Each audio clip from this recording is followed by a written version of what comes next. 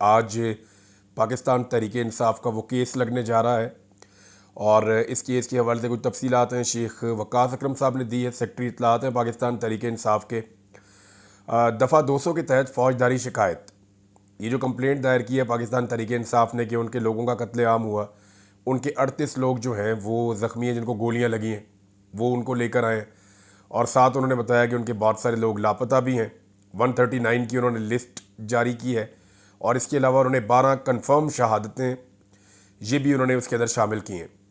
और खैबर पख्तूनख्वा से उनके 2 वज़ीर और 2 MPs वो दोनों भी इसमें गवाह के तौर पे शामिल हैं। अब शेख साहब ये बता रहे हैं और आज केस लगने जा रहा है। इस्लामाबाद एहतजाजी मार्च में पुरअमन निहत्ते लोगों के कत्लेआम, गुमशुदगियों, गिरफ्तारियों और ज़ख्मियों के हवाले से दरख्वास्त दायर कर दी गई है। इसके मुद्दई बैरिस्टर गौहर है। बैरिस्टर गौहर बमुकाबला शहबाज शरीफ को दाखिल किया गया और जुडिशल मजिस्ट्रेट ने इसे सेशन जज वेस्ट को भेज दिया है। आज इसकी समाअत होगी इस मामले की। इसमें एक डेवलपमेंट और है जो पाकिस्तान तहरीक-ए-इंसाफ ने की है और ये बहुत इम्पॉर्टेंट डेवलपमेंट है। ये 17 दिन के बाद हो रही है। ये चीज़ें पहले होनी चाहिए थी, लेकिन बदकिस्मती से पाकिस्तान तहरीक-ए-इंसाफ और चक्करों में पड़ गई थी। इमरान खान साहब के वादे अहकामात के बावजूद तहरीक-ए-इंसाफ ने, हम बार बार निशानदेही करते रहे।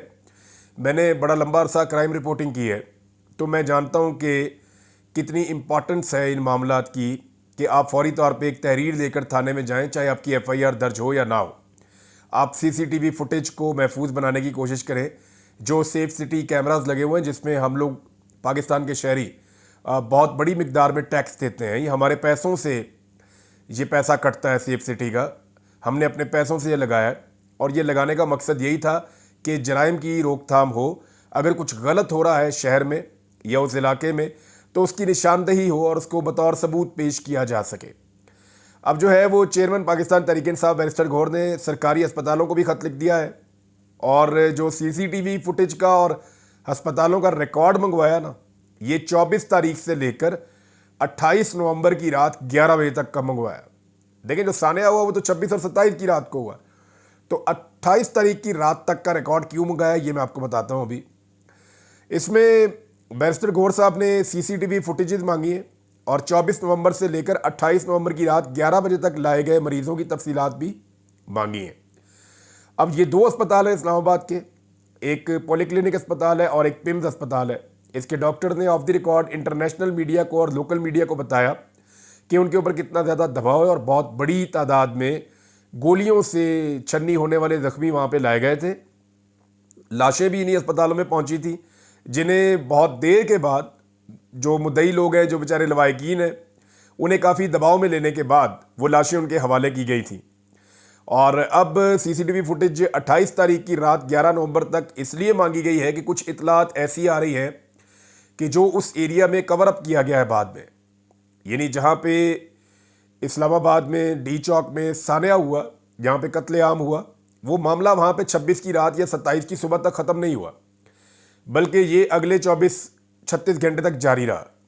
और शानदाना गुलजार ने ये क्लेम किया कि इवन कंटेनर्स के अंदर लाशें थीं और एक लाश के बारे में वो कह रही हैं कि वो काफ़ी ख़राब भी हो गई थी। ये शानदाना गुलजार का क्लेम है, सोशल मीडिया में बहुत ज़्यादा चल रहा है। पाकिस्तान तहरीक-ए-इंसाफ के कुछ लोग ये क्लेम कर रहे हैं कि उनकी लाशें ज़्यादा हैं। जो लोग लापता हुए हैं उन्हें वहाँ से कैसे मुंतकिल किया गया, कहाँ छुपाया गया, ये सारा राज पता चल सकता है अगर CCTV फुटेजेस 28 तारीख की रात 11 बजे तक की मिल जाए। अब उम्मीद करते हैं कि ये CCTV फुटेजेस सामने आ जाएंगी। अगर ये CCTV फुटेज गायब कर दी गई या इसको भी मिटा दिया गया या ये कह दिया गया कि 2 हफ्ते गुजर गए हैं तो अब हमारे पास नहीं है, या कोई करप्ट हो गई है या सिस्टम ख़राब हो गया, कोई भी अगर ऐसा बहाना बनाया गया तो इसका मतलब ये है कि पाकिस्तान तहरीक-ए-इंसाफ से जो टाइम इस सिस्टम को चाहिए था वो टाइम गेन कर लिया गया है। बहरहाल ये बहुत इंपॉर्टेंट है, देर आए दुरुस्त है। ये काम बहुत पहले होने चाहिए थे, बदकिस्मती से बहुत ताख़ीर से हुए। लेकिन फ़िलहाल पाकिस्तान तहरीक-ए-इंसाफ ने यह ट्रैक उस वक्त पकड़ा जब तहरीक-ए-इंसाफ ने पूरी कोशिश की मुज़ाकरात के हवाले से और सच्चे दिल से कोशिश की, लेकिन हुकूमत ने उनकी कोशिशों का मजाक उड़ाया, बल्कि उनको डीमोरलाइज़ किया। और इवन जो पाकिस्तान तहरीक-ए-इंसाफ का कारकुन है वो बड़ा डीमोरल हुआ। सोशल मीडिया पे इसका इम्पैक्ट भी आया। अब दूसरी जानिब एक और चीज़ है और वो बहुत तेज़ी से दबाव डालने के लिए, क्योंकि 26 नवंबर को जो हुआ उसको छुपाना बहुत ज़रूरी है इस वक्त इदारों के लिए और हुकूमत के लिए। तो इसमें सहाफ़ियों के ऊपर और जो वीलॉग करते हैं लोग उनके ऊपर और जो सिटीजन जर्नलिज्म करते हैं इस्लामाबाद में, उन तमाम सहाफ़ियों के ऊपर बड़ी तादाद में मुकदमा दर्ज किए जा रहे हैं। हमारे एक वाहिद पाकिस्तान में सिख एंकर पर्सन है, हमारे दोस्त हैं बहुत अच्छे, उनके ऊपर भी मुकदमा दर्ज कर दिया गया। और मैं सरदार जी के बारे में ये कहूँगा, बड़े ज़बरदस्त आदमी है। हमारी जब भी उनसे मुलाकात होती है वो बगैर लगी लिपटी के बात करते हैं और साफ़ और खरी बात करते हैं। तो उनके ऊपर भी मुकदमा दर्ज कर दिया गया। अब ये पाकिस्तान को एक नया तमगा लगाया जा रहा है। जो आदमी भी उस साने की बात करता है, लाशों की बात करता है, सिचुएशन को सामने लाने की बात करता है, या वो ये बताता है कि उस रात उसने क्या देखा, उसके लिए ज़िंदगी तंग कर दी जाती है। तो कत्ल तो कर दिए गए, अब कत्लों को छुपाने की पूरी कोशिश उस वक्त से लेकर अब तक की जा रही है। नाज़रीन, international court of justice Netherland के सामने ओवरसीज़ पाकिस्तानियों ने एहतजाज किया है, लेकिन अभी जो बड़ा एहतजाज होने जा रहा है पूरी दुनिया में वो 15 तारीख को होने जा रहा है। 15 तारीख को खैबर पख्तूनख्वा पेशावर के अंदर एक बड़ा इज्तिमा होगा जिसमें शोहदा का दिन मनाया जाएगा। ये इमरान खान साहब ने इसकी अनाउंसमेंट की है।